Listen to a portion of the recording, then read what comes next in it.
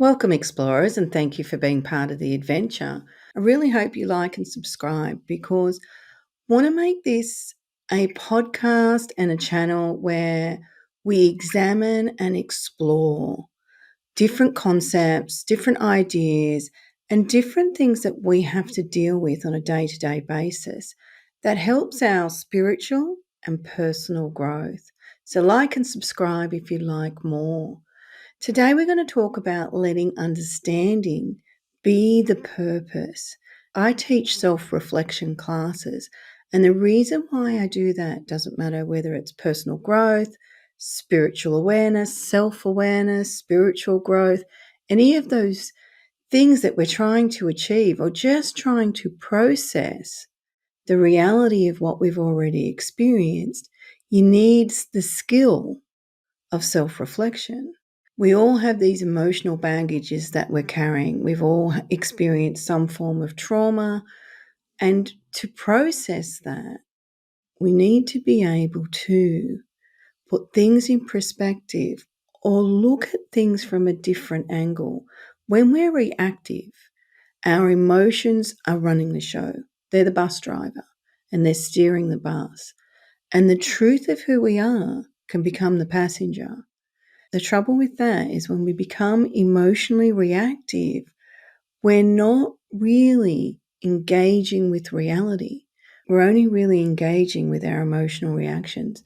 If we've got stored trauma, if we're trying to suppress what we don't like about what we're experiencing in the present moment, what happens is that we are not engaged with the reality of our own life. And that is one of the fundamental reasons why self-reflection is such an important skill to have. When we're looking at self-reflection, what does it actually mean?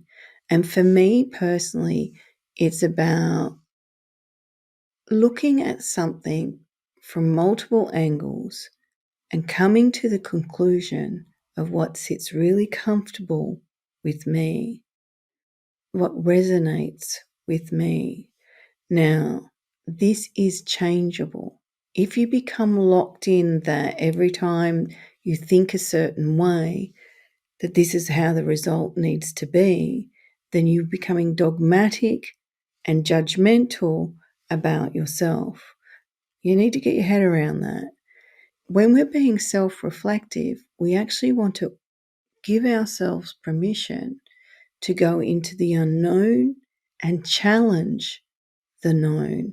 I just had a conversation with Priscilla, the Queen Maker, and after the podcast, I said to her, which doesn't happen to me a lot, is that there was things that she was talking about that I wanted to answer, but I knew I was answering it from a construct that had been created within me. I wasn't sure why some of those constructs had been created. So I had to challenge what they were, why I thought a certain way, and in that process, work out what I really felt and believed, and was it what I believed or what I'd been indoctrinated into. So when you're having conversations that are challenging your perception, it's not always about jumping in there and fighting for what you believe is right. When we're willing to be self-reflective, it's about challenging, is what I'm thinking and how I'm reacting really how I feel? And often what we're doing is we're listening to people, waiting to put in our already established opinion, which means that we're not open to discuss new concepts. We're not open to, even whether we agree or disagree, we're not open to actually have a conversation of exchanging ideas. Many times on the podcast and many times in life, there are concepts that I disagree with, but I respect that that's that person's perception. And I want to listen and I want to engage in the debate, not to prove who's right or wrong, but to understand what it is we're trying to convey to one another. And once you have the realization that being willing to try and understand something is a door opener to your own growth and your own spiritual attunement to yourself, then it becomes easier to actually sit in conversations where you are being challenged and you are having to take a step back and work out what your beliefs and where they came from and why they started and why they're either oppositional or in alignment to what someone else is saying. And that is another reason, while being self-reflective, contemplative, even for the people that journal, being able to express how you feel, knowing that that's how I feel now, with more information, more life experiences, that can change. You can get very stuck on an idea and think it works, and the world can change around you, and that idea no longer works. Or you can get stuck on an idea thinking it's how the world should work and try and enforce your view on the world. And all it's doing is having you either in denial of reality or opposing yourself and what you're experiencing. Self-reflection is a way of clarifying a concept to yourself and then engaging with the actual concept. When we lack emotional intelligence and we're unwilling to actually really get honest about how we feel, what you'll discover is that people that are stuck in that arena will not be reflective.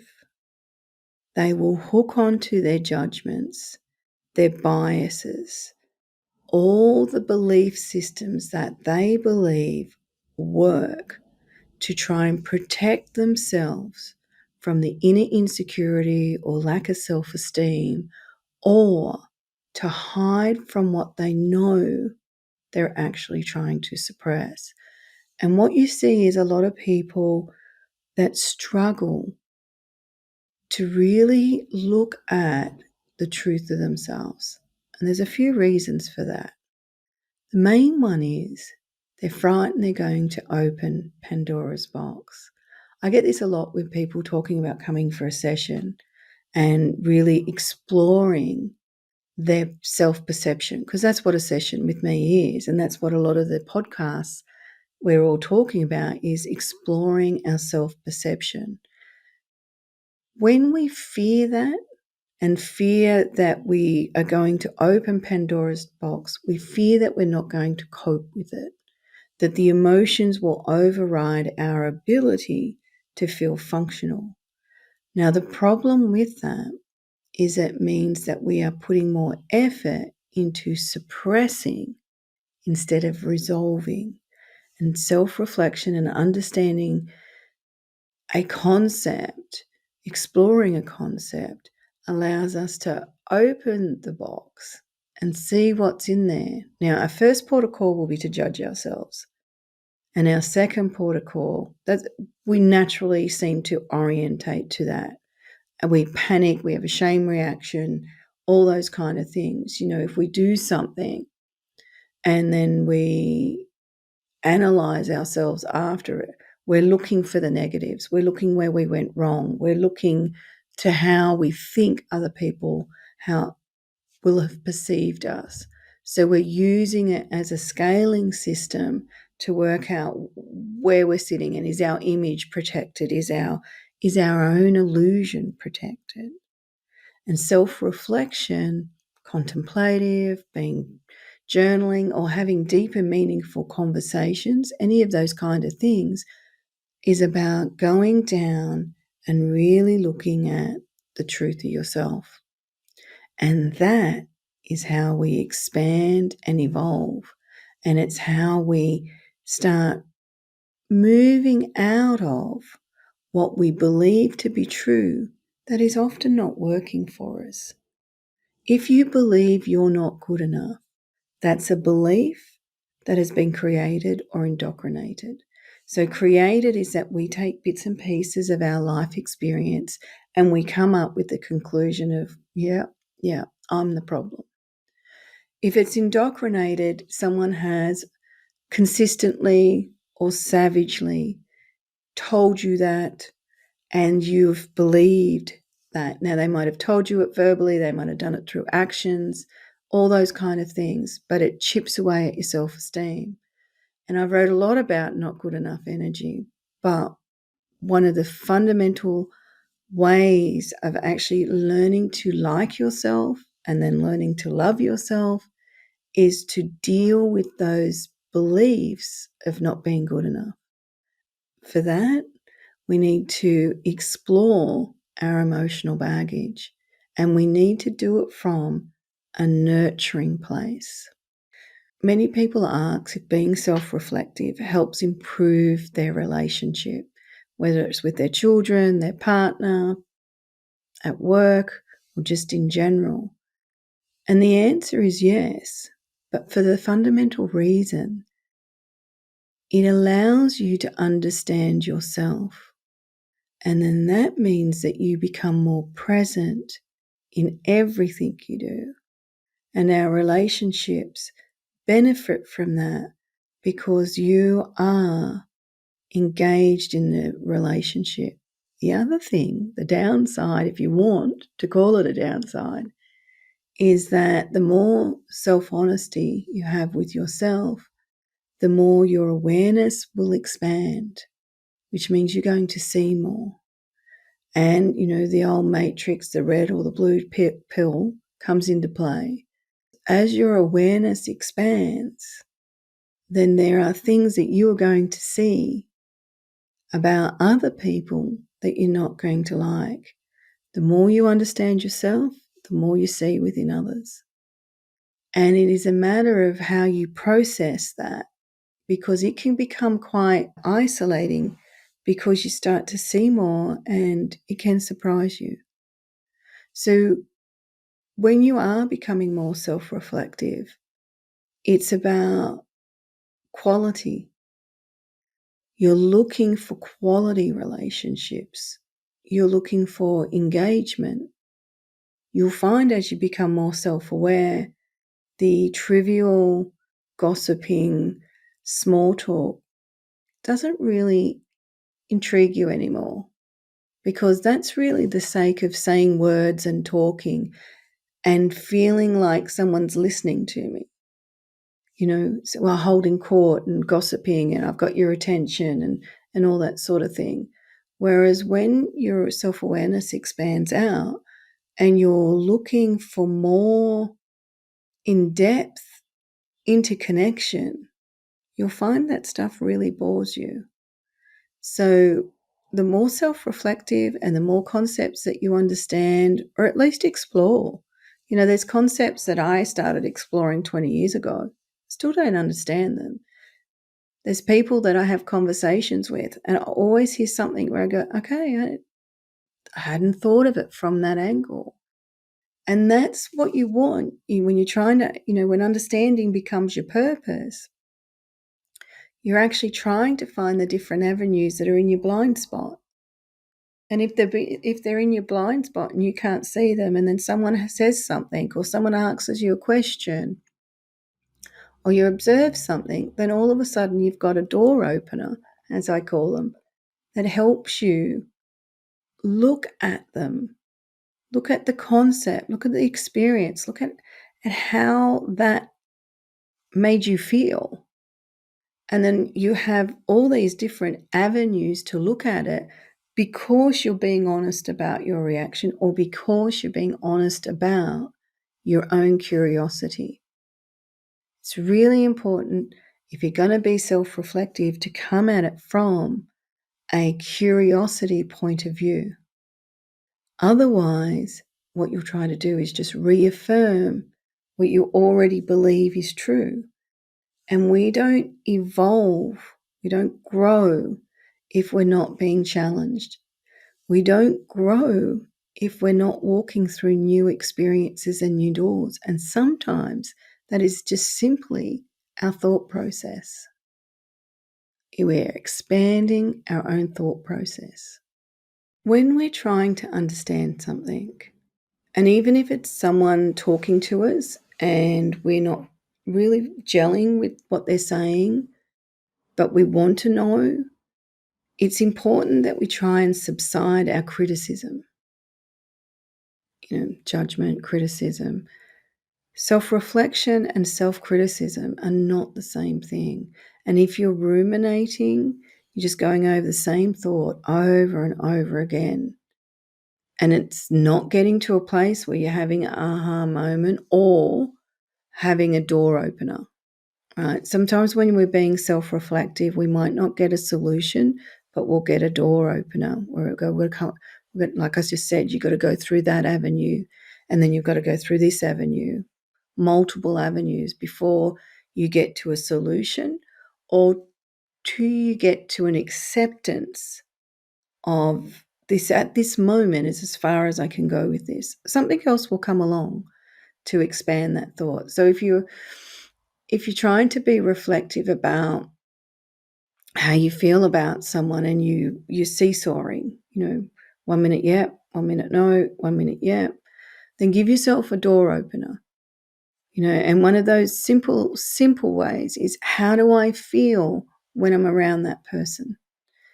What kind of things does that person do that makes me feel validated and makes me feel that they are appreciating who I am, not who they perceive me to be? Because one of the big problems we all have is that we operate from a filter of illusion.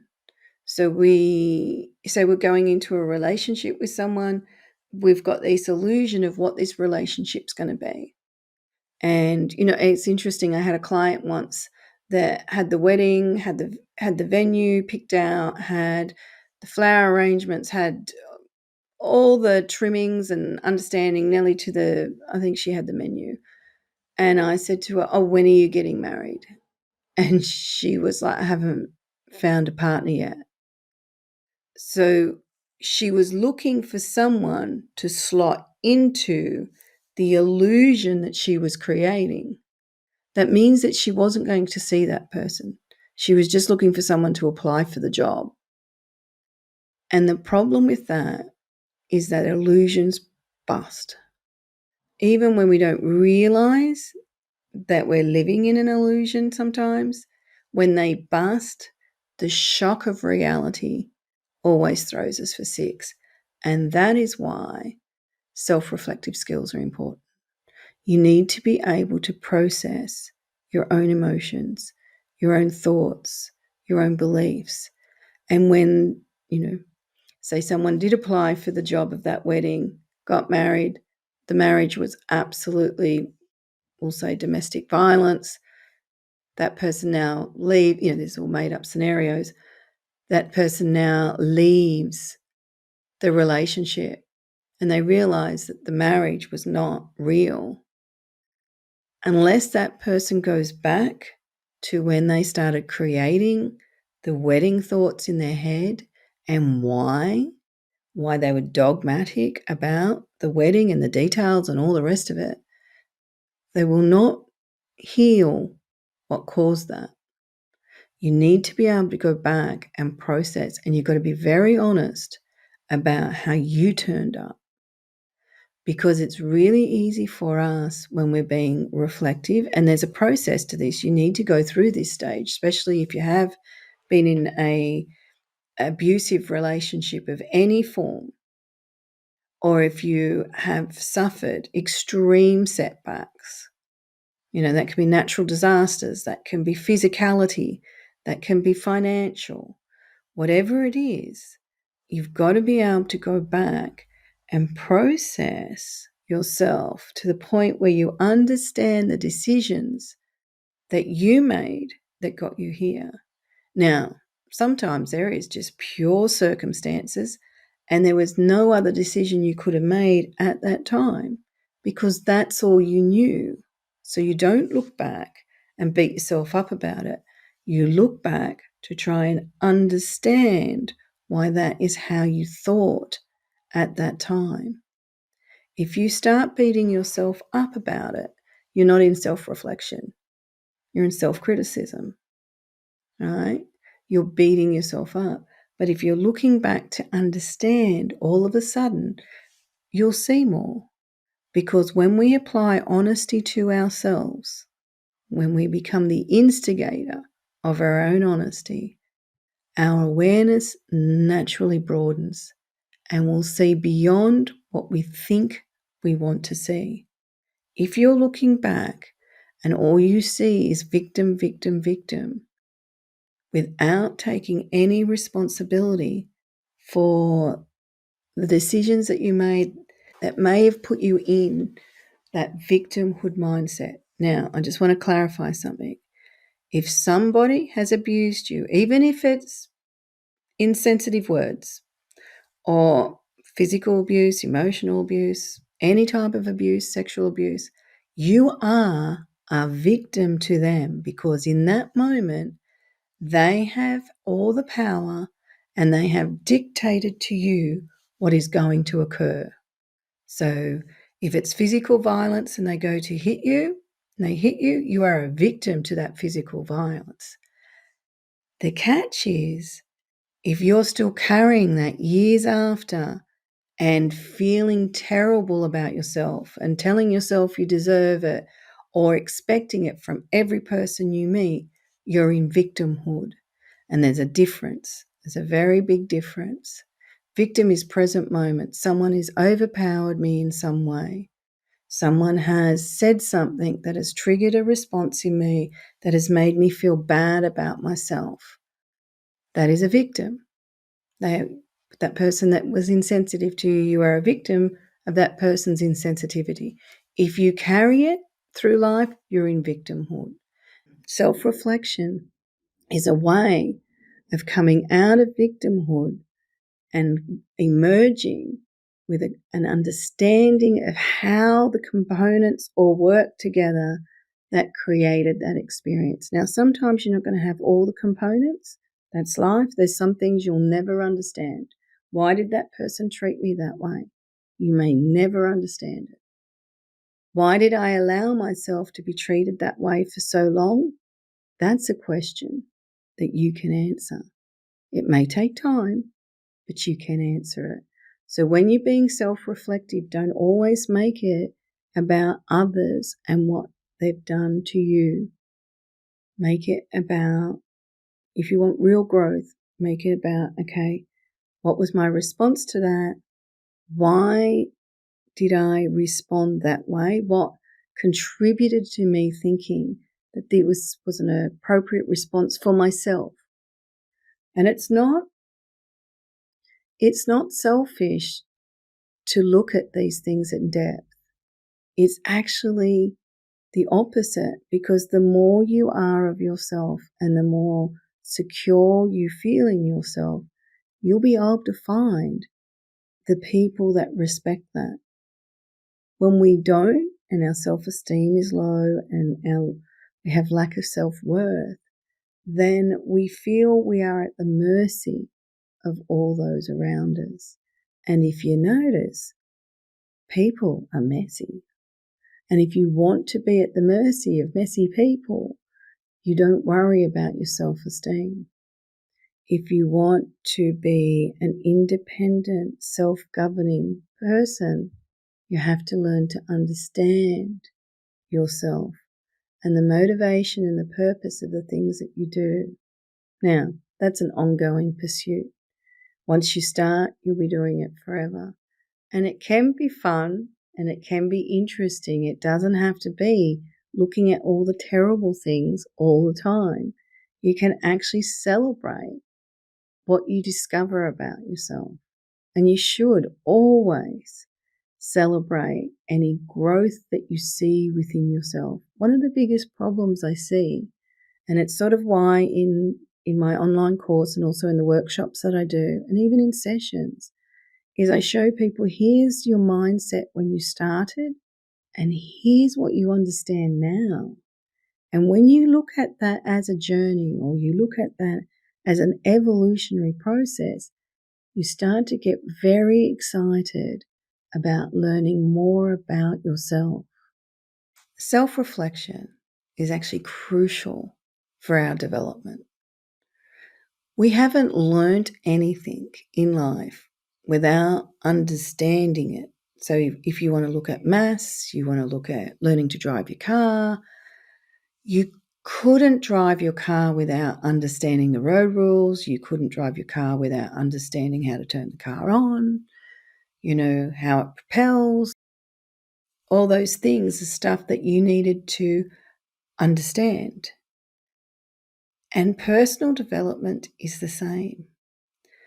And I look at personal growth and spiritual growth as the same because we are individual beings within this body. And I know we come from a collective, and I know we exist within a collective. I'm going to put it into my words. I come from a divine collective. I'm part of it. I'm an aspect of it. But I'm also part of the mankind collective, humanity. I look at humanity as souls who recognize they're within a physical body. And I look at mankind as souls who have forgotten that they are a conscious being within the body, and they're just operating from their emotional reactions and their desires and their belief structures that may not be aligned with our true nature. When we become more aware of ourselves, we become more aware that we're part of these two major collectives in this life experience. Once we recognize that, we must take responsibility that this lifetime has purpose. And we can make it real simple and just say it's to grow and evolve. And then we have to work out, what do those concepts mean? Because they may mean different things for different people. All of them have an element of reconnecting to the truth of ourselves and understanding ourselves, or recovering from the wounds that we carry, from the experiences that we had that hurt us.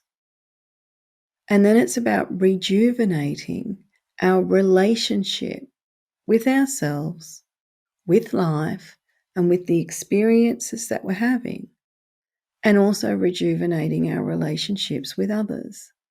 So when we're being self-reflective, we're going to improve our emotional intelligence.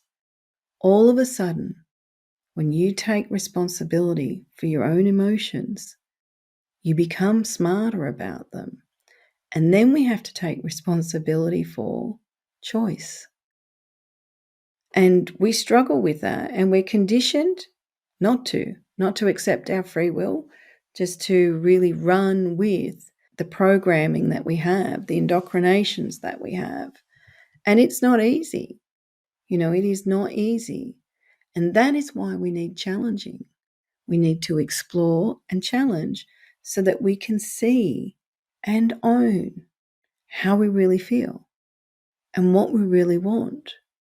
And we'll be very surprised that most people, if you talk to someone who believes they've got to a pinnacle of having it all, they can still have the same emotional issues as the person who's got nothing. So that is not the primary. It's about really understanding yourself. When we're trying to understand ourselves after we've experienced trauma, now we've got to recognize that some people have no understanding of this world without being traumatized in it. If you've been abused as a child, you don't understand this world without being traumatized.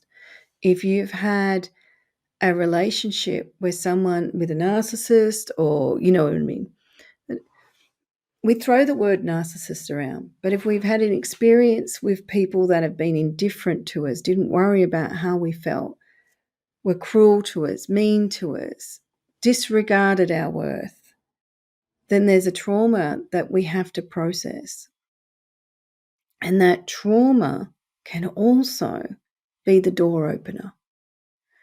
So trauma is that we've had an experience that's so great that we don't know how to process it. We should never judge ourselves for that. A lot of the things that happen that traumatize us, we didn't expect, we didn't know they were coming, we didn't know what to do with them. Simple as that. But now that we're here, we have to work out a way to process them. Otherwise, you never leave the trauma. And self-reflection, understanding concepts, exploring is how you do that. And you've got to do that in a space where you feel safe, where you feel you can be honest with yourself. And sometimes being with yourself and journaling is the only way that you feel safe enough to do that. Other times you need someone with you to prompt and converse. Whatever your system is to deal with it, know that the result is wisdom. Self-reflection, the prize is wisdom. One of my quotes. And it is also going to be the stepping stones to emotional intelligence. You can't have emotional intelligence if you don't know how to be self-reflective. Before we do flip the book, I just want to leave you with a quote. This one's from the Self-Reflective online course. Recognize the lies you tell yourself. If you are aware of them, take ownership of them.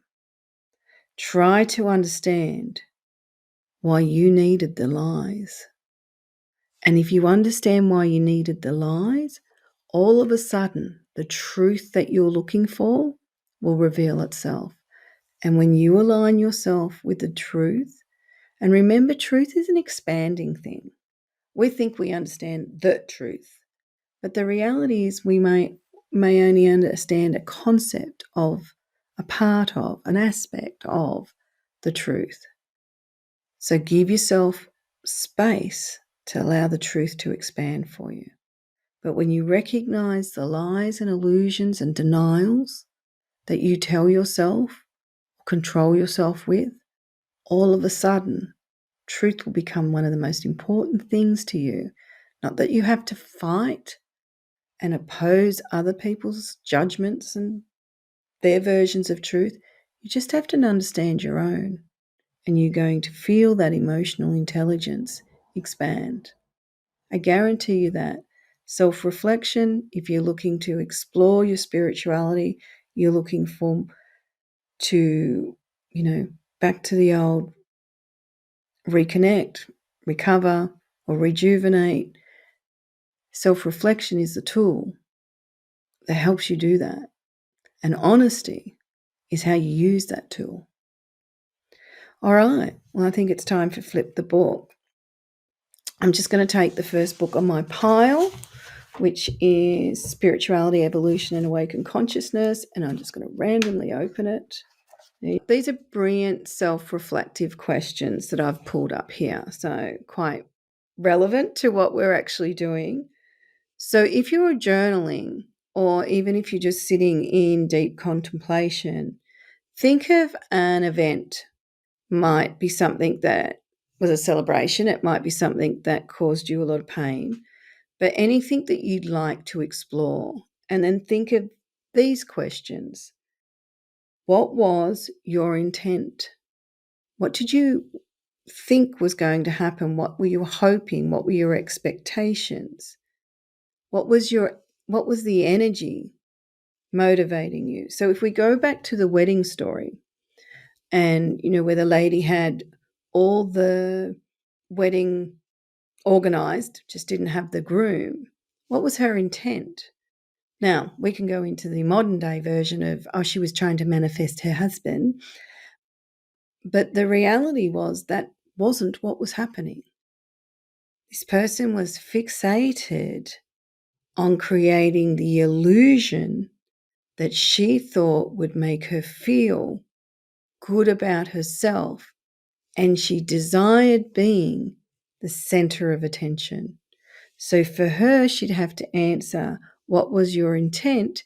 And she'd say, if she was really honest, the desire to be the center of attention and to organize the stage that was going to happen. Because this wedding organization has nothing to do with the groom. She doesn't even know who it is. What were the stepping stones So if we use that person again, there was all these failed relationships which made her feel she was undesirable, and it was attacking. Her perception of that was attacking her self-worth. Now that's the stepping stones how she got to this wedding creation and fixation. The other thing that the stepping stones is that she was not looking at her control, her judgment, and her demanding. So if she was going to get really honest, she could go back and go, actually, when I was with these other partners, I was so controlling about having my illusion created that I destroyed my opportunity to create a relationship with the person that I was with, right? The next question is, how did you think this was going to play out?